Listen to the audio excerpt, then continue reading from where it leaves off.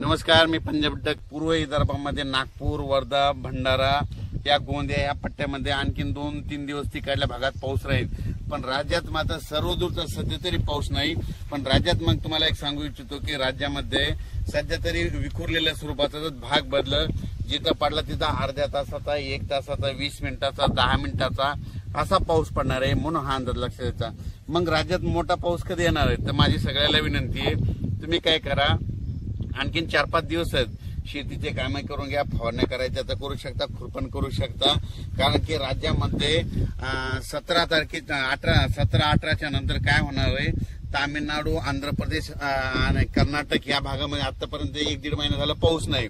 मग आता तिकडे पाऊस सक्रिय होणार आहे, म्हणजे ते 17-18 तारखेपासून तिकडे सक्रिय झाल्याच्या नंतर तो पाऊस मध्ये 18, 19, 20च्या दरम्यान मग परत कोणत्या भागात पडणार आहे की ज्या भागामध्ये पाऊस नाही पडला।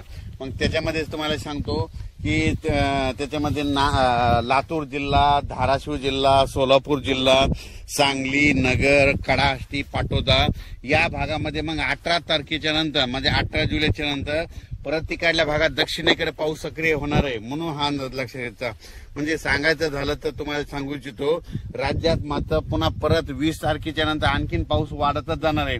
पण 18च्या नंतर काय होणार आहे की जे पट्टा आहे म्हणजे कोणता जे पावसापासून वंचित झालेला आहे, लातूर जिल्हा, बीड जिल्हा, सोलापूर जिल्हा, नगर जिल्ह्याचा काही भाग म्हणजे हे भाग आणि सांगली जतचा काही भाग, पंढरपूर या भागामध्ये तुम्हाला सांगू इच्छितो, तुमच्यासाठी खरंच आनंदाची बातमी, 18 जुलैच्या नंतर तुमच्या इकडे पाऊस चांगला सक्रिय होणार आहे।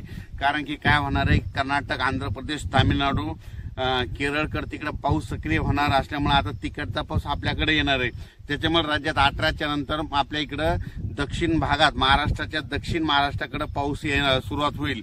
18च्या नंतर तिकडे सुरू होईल, त्याच्यानंतर 19च्या नंतर थोडा पुढे सरकेल, 20ला पूर्ण आणखी पुढे सरकेल, मग 24च्या मग जुलैच्या शेवटच्या आठवड्यात राज्यात मात्र सगळीकडे पाऊस होईल। म्हणून हे लक्षात द्यायचं। अचानक वातावरणात बदल झाला तर लगेच एक उद्याच्याला मेसेज दिला जाईल। धन्यवाद।